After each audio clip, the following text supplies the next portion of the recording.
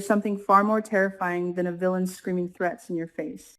It's the villain who goes quiet. And I honestly think that's exactly why this new Beyond the Gates storyline could become one of the most psychologically brutal arcs the show has done so far. Because Mike is no longer trying to win publicly. He's trying to erase Madison emotionally, slowly, methodically, piece by piece. Not with one explosive scandal, but with death by 1,000 cuts. That's what makes this storyline feel suffocating from beginning to end. At first, it actually looked like Madison and Chelsea had survived the storm. The Dupree family closed ranks around them. Chelsea managed to shift public opinion after the scandal surrounding the viral video, and for a moment, it seemed like Mike's humiliation campaign had failed. The audience probably expected Mike to lash out harder, get reckless, maybe expose another secret, but no. He did something much smarter. He disappeared into silence. And if you've watched enough manipulative characters in soap dramas, you know silence is never surrender. Silence is strategy. That's the first thing this storyline gets, right psychologically. Because truly dangerous people rarely attack emotionally once they lose control. They become colder, more patient, more surgical. Mike realizes he cannot destroy Madison through one public scandal anymore because the family shield around her is too strong. So instead, he attacks the foundations of her identity, her career, her reputation, her stability, her sense of self-worth. And honestly, that's darker than anything he's done before. The suspension storyline alone says so much. Madison getting suspended by Leah before the lawsuit is even resolved is the kind of institutional betrayal that feels horrifyingly realistic. That's why the scene works. Hospitals, universities, corporations, they often protect their image first and investigate second. Leah justifies it as protecting the hospital's reputation, but the timing is suspicious enough that it immediately raises questions. And Mike knows exactly how these systems operate. That's what makes him dangerous. He understands that you don't need to prove someone guilty anymore. You just need to make them controversial. Once public doubt exists, institutions start distancing themselves automatically. That's the real weapon here, reputational contamination. And Madison's panic afterward is completely believable. In fact, I'd argue the writing becomes strongest when it focuses on the mundane consequences instead of melodrama. Her fear about losing her scholarship, that detail matters a lot, because suddenly this isn't just about courtroom drama anymore. It's about years of hard work collapsing under suspicion. That's devastating in a way audiences can actually relate to. Anyone can imagine the horror of waking up and realizing your future is being quietly deleted while you're still technically innocent. And here's where the storyline becomes smarter than people may initially realize. Mike isn't trying to beat Madison legally. He's trying to exhaust her psychologically before the trial even matters. That distinction changes everything. Because if Madison becomes emotionally unstable, isolated, financially drained, and publicly discredited, then Mike already wins regardless of the verdict. That is textbook psychological warfare. And the terrifying part, it works because the system unintentionally helps him do it. Now, let's talk about Hazel Harcourt, because this is where the storyline crosses into truly disturbing territory. Mike manipulating a terrified mother whose child nearly died is cruel on an entirely different level. Not cartoon villain cruel. Human cruel. That distinction matters. A lesser soap would probably make Mike openly fabricate evidence or do something absurdly evil immediately. But this version is more unsettling because he weaponizes fear that already exists. Hazel already feels vulnerable. She already feels guilty. She already wants someone to blame. Mike simply guides that anger toward Madison and keeps feeding it. And honestly, the insurance angle might be the darkest detail in this entire setup. If Mike is truly influencing medical evaluations and exaggerating the child's condition through backdoor manipulation, then we're no longer dealing with simple revenge. We're dealing with someone manufacturing prolonged suffering as leverage. That changes the moral scale of the story completely. Because now Madison isn't just fighting allegations. She's fighting a reality that Mike is actively shaping around her. And I think the show is intentionally asking a very uncomfortable question here. What happens when perception becomes more powerful than truth? That's why the rumors about Madison and Chelsea using substances are such an effective plot device. Not because the audience necessarily believes them, but because rumors don't need to be fully believable to be destructive. They just need to create uncertainty. That's how public opinion works now.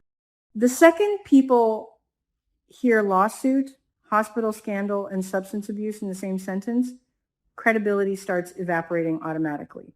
Mike understands modern social destruction better than almost anyone in this storyline.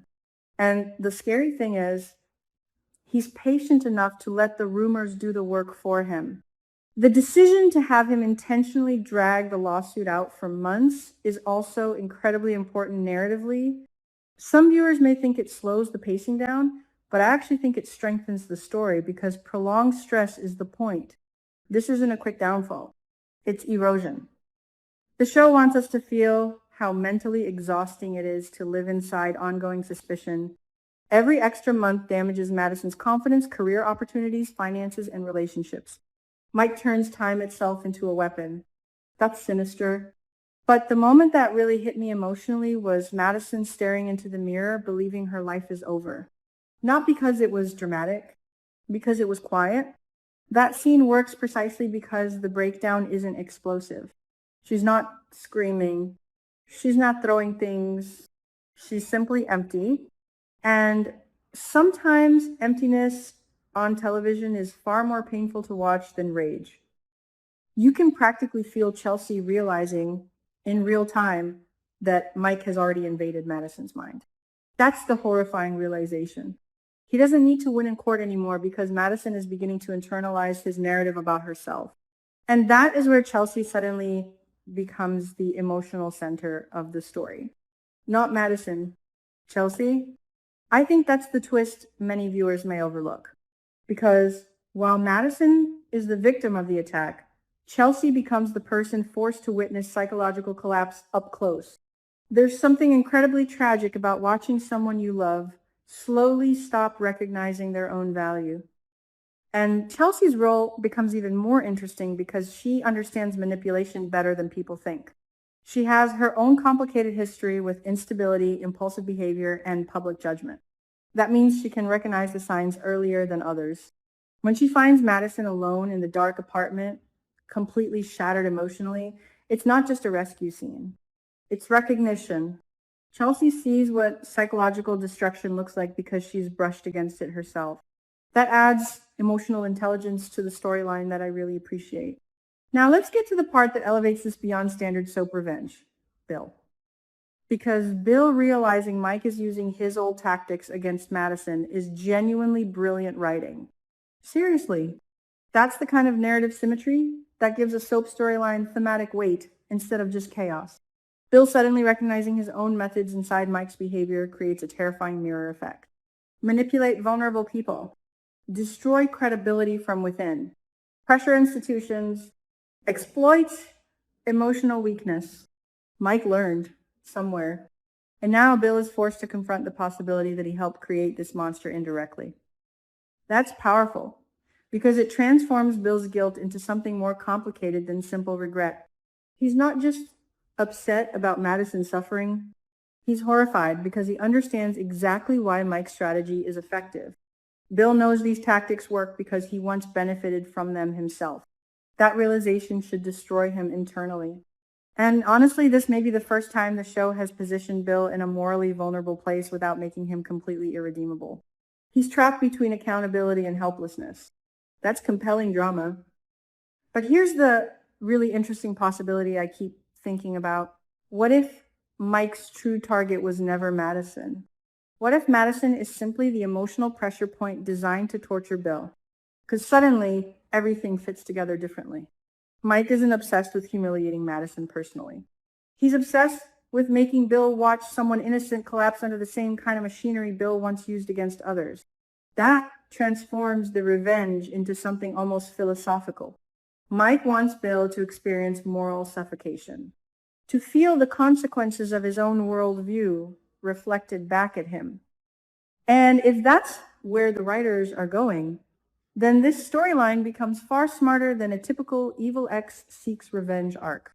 Now, I do think there are a few risks the show needs to avoid. The biggest one, overplaying Mike's omnipotence, because right now he's controlling lawsuits, influencing hospital politics, manipulating public opinion, weaponizing insurance systems, planting rumors, destabilizing Madison emotionally, and possibly orchestrating false narratives around the child's illness. That's a lot of power for one character. If the writers aren't careful, Mike could stop feeling terrifying and start feeling unrealistically unstoppable. And that would hurt the story. The reason this arc works right now is because every manipulation still feels plausible enough.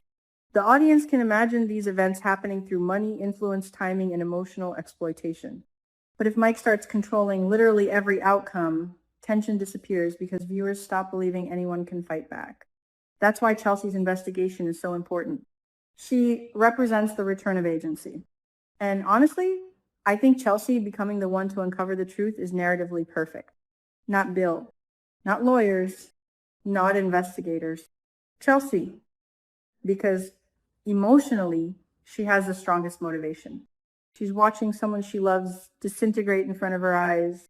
That creates desperation powerful enough to push her into dangerous territory. And the questions she's asking are exactly the right ones. Did Mike pressure Leah behind the scenes? Did he intentionally engineer situations that would publicly humiliate Madison? Was the child's condition genuinely caused by Willow's advice, or are details being manipulated to strengthen the lawsuit? Those questions matter because they shift the story away from is Madison innocent toward who is controlling the narrative. That's a much smarter conflict because in modern scandals, facts often matter less than whoever controls perception first. And if Chelsea uncovers proof that Mike orchestrated even part of this collapse, the entire case could implode instantly. But I actually think the most important victory wouldn't be legal. It would be psychological. Madison surviving this without permanently losing herself would be the real triumph. Because Mike's actual objective is identity destruction. That's why the mirror scene matters so much. That's why the isolation matters. That's why the rumors matter. He wants Madison to eventually look at herself and believe she deserves the collapse happening around her. And maybe the scariest part of this entire storyline is how believable that process feels. Not because villains like Mike are common, but because systems that reward suspicion, panic, and reputational damage absolutely are. That's what gives this plot unexpected depth beneath all the soap drama. At its core, this isn't really a courtroom story.